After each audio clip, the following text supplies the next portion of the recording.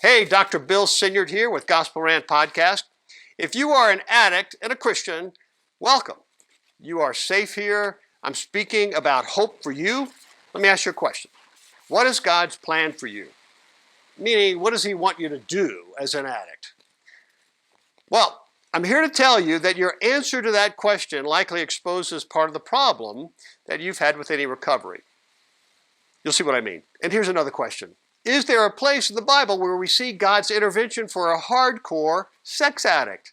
Yeah, and you'll be surprised what God does. This message is so important for addicts. Please pass it on to addicts that you know and other addicts.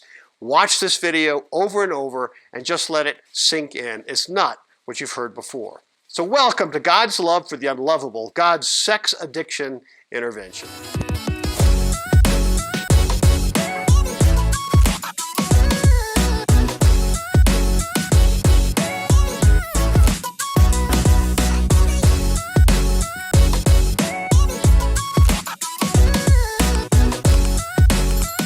Hosea 1, 2-3, God tells his prophet Hosea to marry an unfaithful, adulterous woman by the name of Gomer.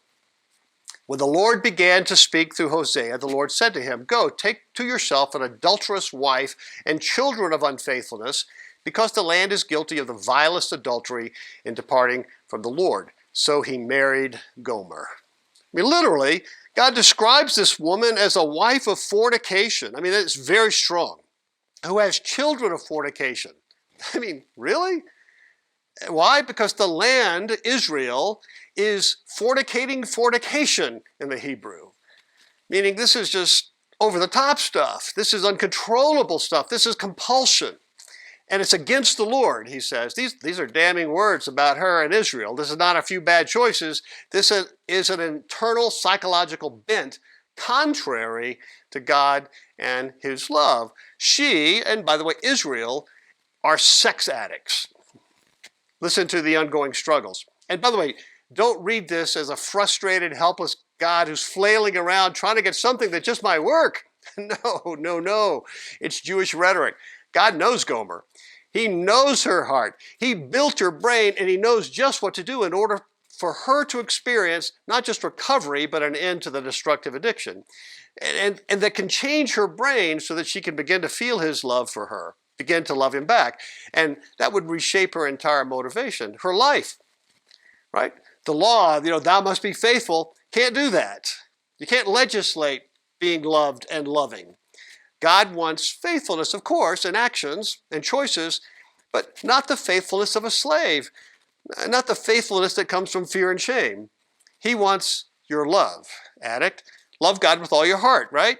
And when Hosea and God find Gomer, she can't. She won't. And this is where God finds all of us, addict. I asked the question in the opening, what is God's plan for you? What does he want you to do? And I said that your answer likely exposes part of the problem with any recovery you've experienced. You've probably said, he wants me to stop being an addict, or to choose to not be taking my drug of choice, or to stop doing actions related to my addictions. Well, listen. That answer puts all the responsibility on your beat-up shoulders, and how's that gone for you? I mean, if you could have stopped, wouldn't you have? I'm going to give you credit for that. The better answer is that what God wants is for you to love him with all your heart. You can't do that right now. You won't.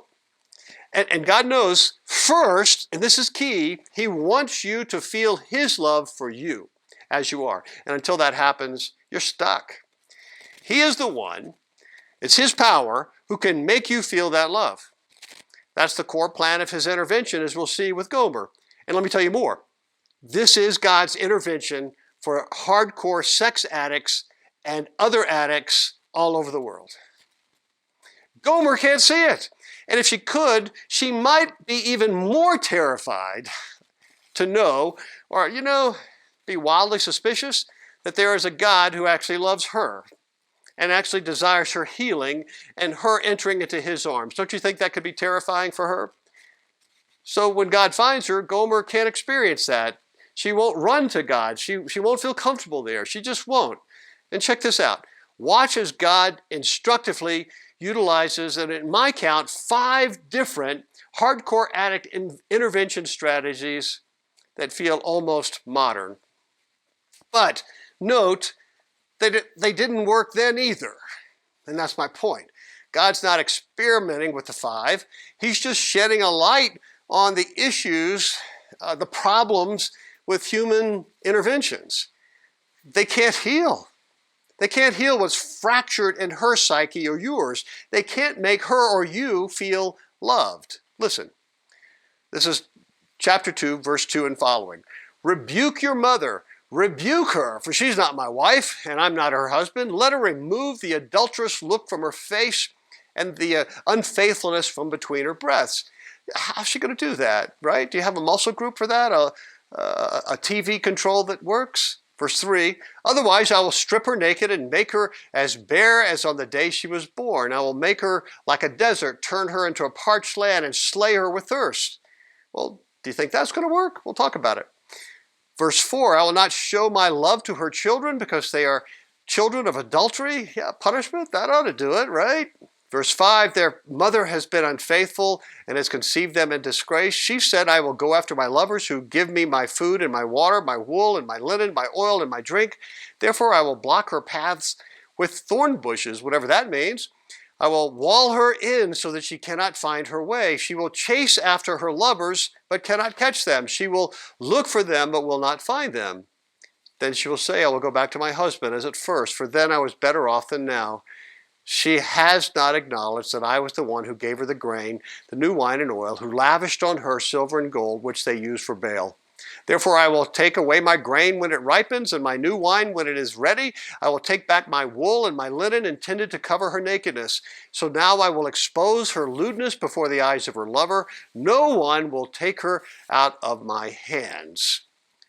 And she's looking for connectedness. This is, I think, just going to spin her out of control, right? Verse 11, I will stop all of her celebrations, her yearly festivals, her new moons, her Sabbath days, all her appointed feasts. I will ruin her vines, her fig trees, which she said were her pay from her lovers. I will make them a thicket, and wild animals will devour them. I will punish her for the days she burned incense to the Baals. She decked herself with rings and jewelry, but went after her lovers. But me she forgot, declared the Lord. Again, I'm going to suggest that this is Lord taking on the sandals of the other people in Israel. This is what they would do. This is what we do today. And what God is going to eventually do, the one intervention that works is the one that is unique to him and his love. Look, as you heard those verses, can you sense her emotional turmoil, the insanity, the compulsive behaviors? See, I'm not saying she's evil, not at all. I mean, to be clear up front, on the surface, legally speaking, it appears that she's being portrayed as an irredeemable sinner who is just born broken, and she just enjoys selling her bodies to total strangers. She enjoys that more than having a faithful relationship. So some righteous people, well-meaning, would say, just stop it. Stop sinning. Can't you see how destructive it is? No, she can't. That's the point. So God is going to do something bigger than just rooting out sinful behavior in her and in Israel and in me. It's about the nature of sin and the brokenness in our inner being that drives us to sin post-fall.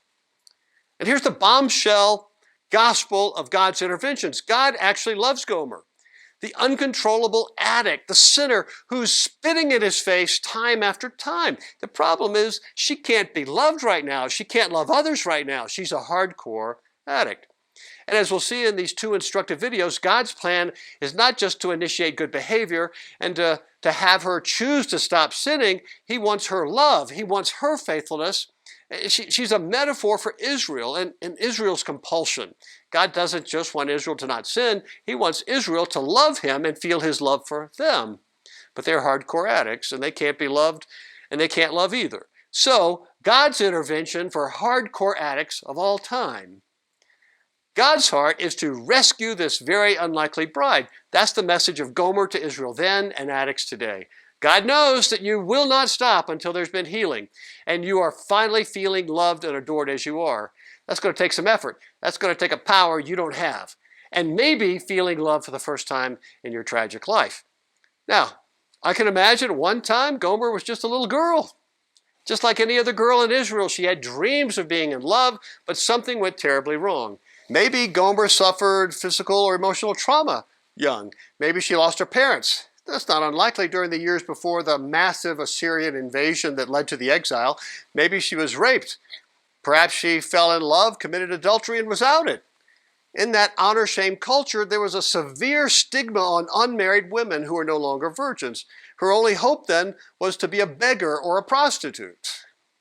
So whatever she's done or what was done to her, there is likely a deep, very painful, emotional hole in her psyche that hasn't been healed. And she's trying to fill desperately, subconsciously. That's at the heart of all hardcore addictions. What I am saying is that people like Gomer and you are not born addicts or sex addicts. Addicts are made. Let me speculate. As a prostitute in her village, Gomer would feel constantly the downward stares from the other women and the leering gazes of the men. That would take a toll on anyone. But she noticed that when she had sex, even with a perfect stranger or a paying customer, it felt good for a moment. In that moment, her critical inner voice would be silenced. Sex felt like a superpower that made her brain explode. Sex would be a welcome temporary relief for Gomer. And as the sex act continued, her brain would release oxytocin, a hormone that increases feelings of well-being, attachment. Oh, that's what she's so longing for, and safety. Oxytocin, the bonding hormone, right? Those levels would increase during sexual arousal and would make Gomer feel connected, even to a stranger. That's something that she knew so little of apart from sex. Then she would experience a norepinephrine spike, which would make her lose track of time. Adrenaline, which would expand the capillaries in her cheeks and make her feel flush, almost like a little girl again. Likely her levels of serotonin would diminish, which would silence intrusive, anxious thoughts. She would feel a real sense of calm and contentment. But most likely, she's jonesing for sex because it's there where she is awash in dopamine. Technically, addicts are not addicted to sex per se or drugs. They are addicted to the dopamine euphoria in their brain, which is manipulated by the drug, or in her case, behavior. In an embrace, Gomer would feel a sense of giddy excitement, a stark contrast to how she feels the rest of her lonely day. Sexual arousal, we know, doubles the amount of dopamine in the brain, clearly enough to form entrenched addictions over time. It wouldn't take her long for her to become a hardcore sex addict. Well, what begins as a healthy feel-good, right? The euphoria from sex can quickly become addictive. It is this dopamine that is the key brain chemical messenger that plays a central role in all forms of addiction, including sexual. Here's a quote. Cocaine and other stimulant-type drugs work because they greatly increase the amount of dopamine available to cells and essential brain centers. The sudden rise in the levels of dopamine, one of the brain's feel-good chemicals, accounts for the elation and sense of infinite potential experienced by the stimulant user, at least at the beginning of the drug habit or sex habit. The brains of chronic cocaine users or sex addicts will have fewer than normal dopamine receptors. The fewer such receptors, the more the brain would welcome external substances that could help increase its available dopamine supply. It's a vicious cycle. More cocaine or more sex leads to more loss of dopamine receptors. The fewer receptors, the more the addict needs to supply his or her brain with an artificial chemical to make up for the lack. If deprived of the drug, the user goes into withdrawal, partly because the diminished number of receptors can no longer generate the required normal dopamine activity. Hence, the irritability, depressed mood, alienation, extreme fatigue of the addict without his drug. It can take months or longer for the receptor numbers in the brain to rise back to pre-drug or pre-sex use figures. In different ways, all commonly abused drugs, and by the way, activities like sex, temporarily enhance the brain's dopamine functioning. Alcohol, marijuana, the opiates, heroin, and morphine, and stimulants such as nicotine, caffeine, cocaine, and crystal meth all have this effect. And so does sex. So our tendency as we look at the tragic failings of Gomer to escape the one love that can actually make her feel loved is to blame her for making bad choices. Right? If only she were just reasonable. Somebody needs to talk to her, sit her down. Well, here's Dr. Kevin McCauley. The brain, among other things, is an organ of pleasure. There are two areas of the brain that are important to addiction. One is deep inside the midbrain, the other on the outer edge called the frontal cortex. All conscious life, all our thinking, evaluating, feeling, and speaking, everything we sense occurs in the cortex. It's in the cortex where we evaluate the world, weigh options, and understand consequences. This is where choice is conceived. It's easy to see why it was once believed that the defect of addiction was here in the frontal cortex. It's a powerful idea that drugs work in the frontal cortex and that addiction is due to moral failing, personality disorder, or bad upbringing. There's only one problem with that idea. It's wrong. Addiction does not begin in the frontal cortex, and drugs do not begin their work there. Gomer's problem and yours, addict, is not in your frontal cortex. It's not whether you are informed enough or reasonable enough. Your problem is in your midbrain. Here, the quote continues, "The midbrain does not think, it does not make choices or understand consequences. It handles the next 15 seconds in front of us. The midbrain tells us to eat, it tells us to defend ourselves, even kill. It fires our sex drive. These are all behaviors that are critical for survival, and to make sure we do these behaviors, the midbrain makes them pleasurable. Ordinarily, the frontal cortex keeps the midbrain in check, and it exerts top-down control over the unconscious survival impulses of the midbrain. But in addiction, this top-down control fails, and the midbrain becomes more powerful at guiding behavior than the cortex. In other words, in addiction, something goes wrong at the level of brain processing long before morals or choices are used to modify behavior." Here's Gabor Mate. "Addiction is any repeated behavior, substance-related or not, in which a person feels compelled to persist regardless of its negative impact on his life and the lives of others. Addiction involves compulsive engagement with the behavior, a preoccupation despite evidence of harm, and dissatisfaction, irritability, or intense craving when the object, be it drug, activity, or other goal, is not immediately available. Compulsion, impaired control, persistence, irritability, relapse, and craving, these are all hallmarks of addiction, any addiction. So listen, is it reasonable that Gomer would dismiss the love of Hosea or God and compulsively go after indifferent strangers unmoved by the harm that is causing to herself and others? Right? Hosea 2:5, she said, "I'll go after my lovers who give me my food and my water, my wool, my linen, my oil, and my drink." And it's not true, God says. And then even when God blocks her path with thorn bushes, whatever that means, she shamefully struggles to throw herself upon her lovers. That's Hosea 2:6-7. Is Gomer responsible for her choices, her actions? Yes, of course she is. She's a free agent. On the other hand, she's not being reasonable because addiction damages the part of the brain responsible for decision making. She's not thinking straight. Neuroscientifically, she can't. She won't until there is a different kind of intervention that addresses her midbrain.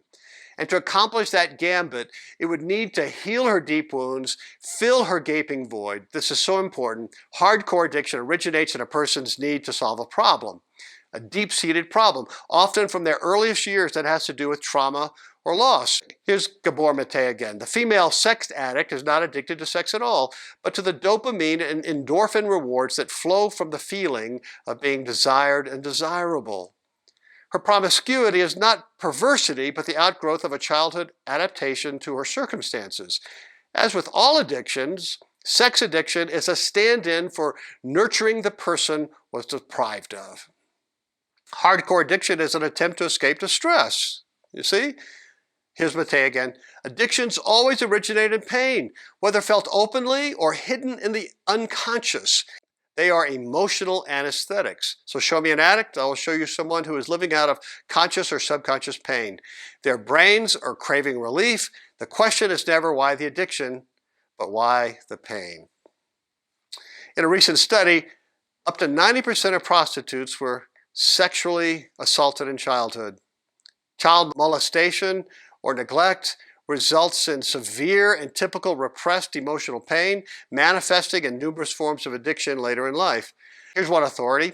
"Studies of drug addicts repeatedly find extraordinarily high percentage of childhood trauma of various sorts, including physical, sexual, and emotional abuse. One group of researchers was moved to remark that our estimates are of an order of magnitude rarely seen. The renowned Adverse Childhood Experiences, ACE study, looked at incidents of 10 separate categories of painful circumstances, including family violence, parental divorce, drug or alcohol abuse of the family, death of a parent, and physical or sexual abuse in thousands of people. The correlation between these figures and substance abuse later in the subject's life was then calculated. For each adverse childhood experience, or ACE, the risk for the early initiation of substance abuse increased 2 to 4 times. Subjects with 5 or more ACEs had 7 to 10 times greater risk for substance abuse than did those with none. The ACE researchers concluded that nearly 2/3 of injection drug use can be attributed to abusive and traumatic childhood events. Oh my gosh, that's earth-shattering. Healing is needed. Look, brain development in the uterus and during childhood is the single most important biological factor in determining whether or not a person will be predisposed to substance dependence and to addictive behaviors of any sort, whether drug-related or behavioral related. Startling as this view may appear at first sight, it's amply supported by research. How the infant experienced love, security, attunement, availability of caregivers during his or her first years of life clearly predicts addiction, vulnerability, and susceptibility for the rest of his or her life. I can say neuroscientifically that Gomer is both responsible and accountable for her bad, destructive choices, and it's not all her fault. She needs to be rescued from her own fragmented and broken brain. So I'm out of time here. I'm going to pick this up in the next video, but a couple of things. Make sure to follow my Gospel Rant series on the Song of Songs. It's called Kisses of God. It will just reinforce what we're talking about here. God regularly pursues, embraces, and loves the most unlikely and unlovable broken characters. That's all there is. It's the nature of rescue. It's the nature of his intervention, and we all need an intervention. We cannot rescue ourselves, right? What they and you and I need is to experience his love for the unlovable. That's what heals. That's what begins to rewire the inner working models in my brain. That's the love that casts out fear, 1 John 4:18. So go to gospelrant.com, press follow, and listen to the weekly podcast. Sign up and there'll be a free gift. Second, say the Addict's Simple Uncluttered Gospel aloud 3 to 5 times a day, at least for 40 days. And say it aloud even more when you're feeling the pangs of relapse. It may feel absurd that this would actually work or would help, but I've seen miracles. You can get it in bookmark form at the store, the Gospel Rant webpage. Here it is. Jesus follower addict. Strictly because of what Jesus did for you 2,000 years ago, God actually loves you. He loves you with all of his heart, as much as the Father loves the Son and the Son loves the Father. He can't love you any more or any less than he does right now. He loves you as you are, not as you should be or could be. This is true whether you shake your addiction or not. You can't add to this love or take away from it. Now, I get it. It often feels like you've messed it up or need to do something so that God would like you better. Not so. How do you experience it more now? Simple. Good news. There is something that you can do and are invited to do. You can take daily baby steps to ask the Spirit inside of you to make you know, experience, and feel just how much God loves you right now. Just ask. Ask again later today. Ask tomorrow. Make it a spiritual habit. 3 to 5 times a day. All right? See you next time. Take heart, child of God.